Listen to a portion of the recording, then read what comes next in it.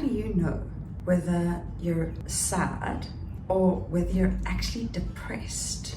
A lot of people talk about being depressed when what they mean is that they're going through a bit of a bad patch. Maybe they're feeling sad at the moment. So how would you know if you have clinical depression or whether you might have clinical depression? This video is going to be a quick overview of the difference between sadness and depression. I'm Karen Andrews. I'm a clinical psychologist, and my mission is to bring mental health into every home. In my videos, I talk about all matters relating to mental health and psychology.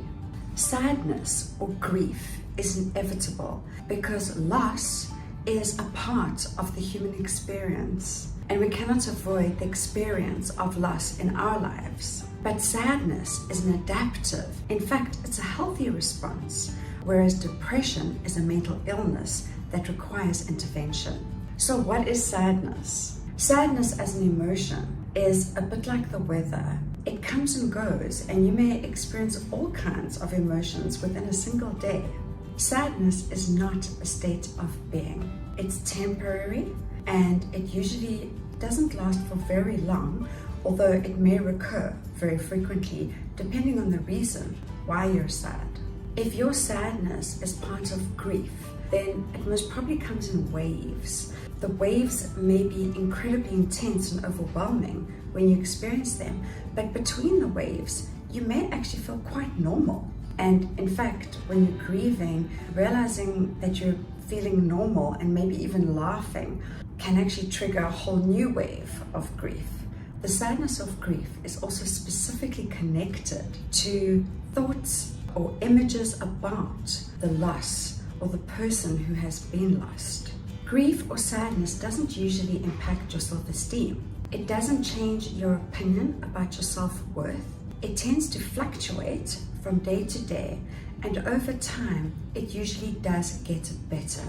So what is depression exactly? Depression is an illness that is more formally known as major depressive disorder, and it is a serious illness that impacts your ability to function in your life. It causes significant distress and really gets in the way of you living your life to the full. It gets in the way of your relationships. It gets in the way of your ability to function occupationally, i.e. at work, and it gets in the way of your ability to function at home. Depression is a lot more common than you may have realized. It's estimated that something like 1 out of 15 people are depressed at any given time, and 1 in 6 people experiences depression at least once in their lifetime. That's a lot. It's really important to rule out other causes of depression as your starting point. Go to your doctor, get a full blood checkup, and make sure that you are not deficient in one or more important vitamins that has a huge impact on your mood and your ability to function. If you are deficient in vitamin D, vitamin B12, or if you're anemic, these can all have massive impact on your mood and your ability to function.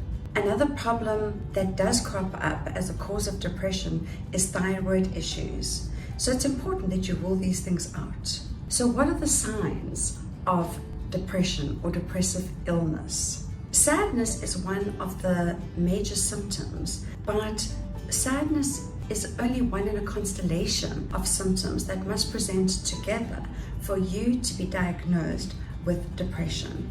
If you have suffered a loss and you're in the midst of grief, your sadness may be quite extreme, and it is possible that your grief may trigger a depressive episode. So if your sadness goes on and is unrelenting, then it's worth taking it seriously, especially if it occurs in combination with other symptoms that I'm about to go through. If you have found this video to be useful so far, then please click the like and the subscribe buttons, because it's really helpful in terms of the algorithm, and it helps to support me to make more videos about mental health. So in order to meet a diagnosis of depression, you must experience at least 5 of the following symptoms for most of the day, nearly every day, for at least 2 weeks. The first area where you will experience a change in your ability to function is in your cognitive functioning. So you might find that it's really difficult to think straight. You might battle to make decisions. Your attention and concentration may be affected. You may find yourself suddenly forgetful in a way that you were not previously. In terms of these symptoms and signs of depression, it's important to keep in mind that the symptoms that I'm about to describe must represent a change in your functioning from the way that you were previously to the way that you are now. So if you were always forgetful, being forgetful is not a symptom of depression. If you always had difficulty with attention and concentration, then having attention and concentration problems is not a symptom of depression. Whereas if you've always had laser focus and were able to think beautifully clearly, and suddenly you find yourself unable to finish a chapter of a book or unable to concentrate during work meetings, then that could be a symptom.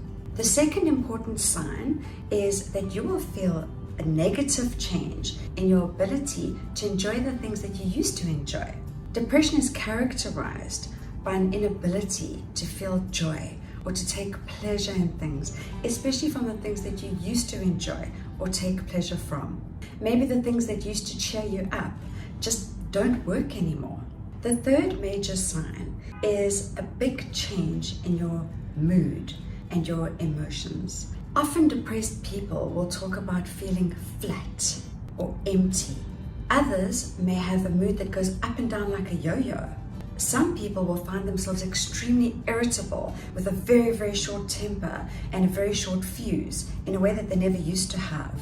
These can be symptoms of depression, especially when your low mood is accompanied by persistent guilt that just hangs around and won't go away. And maybe you feel guilty about everything. Maybe anything makes you feel guilty. Or maybe you don't even know why you feel guilty, but you just feel guilty all of the time.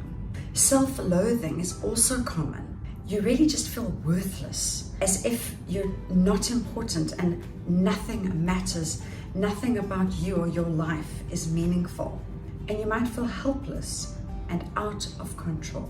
So depressed people experience this change in mood differently, but depression is always accompanied by a negative change in mood and a negative change in the way that you feel about yourself and inside yourself. A fourth major area associated with depression is a complete lack of motivation.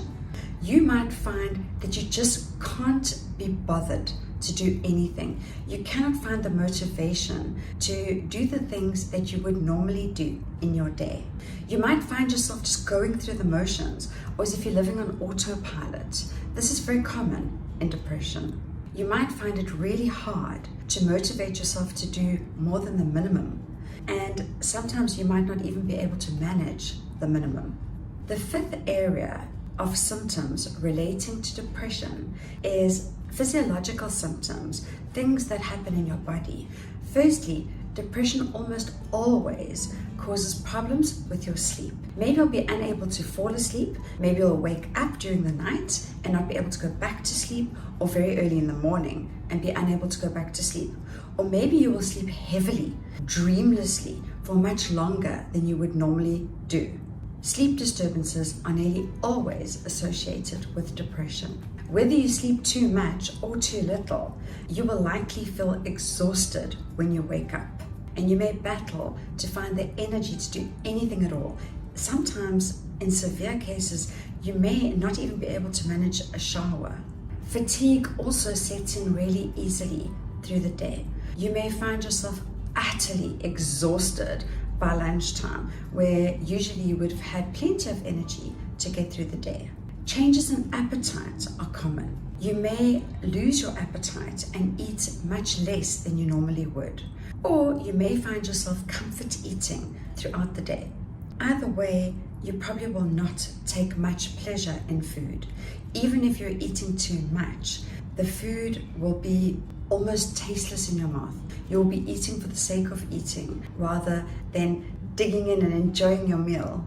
The last physical symptom is also very common when someone is depressed, and that is zero libido, no interest in sex. The sixth area of symptoms related to depression relates to interpersonal interactions, in other words, other people. If you're depressed, you'll find yourself withdrawing socially. You will not want to connect and engage with other people. You will feel exhausted even at the thought of going out or doing something fun and social, or you'll go out but just get through the evening on autopilot and be unable to enjoy yourself in the way that you would have prior to these depressive symptoms setting in. You tend to stop going out with friends and become quite isolated and withdrawn when you're depressed. Finally, feelings of depression are constant. They don't go away. There are not waves of depression. Depression kind of hangs in there all day, every day. It's like a constant undercurrent of misery that accompanies you throughout the day and even through the night. It's not like sadness, which is an emotion that comes and goes. It's a sadness that sets into your bones. It's a sadness that makes you feel heavy and weighs you down and that just doesn't let up. Depression persists. It goes on and on.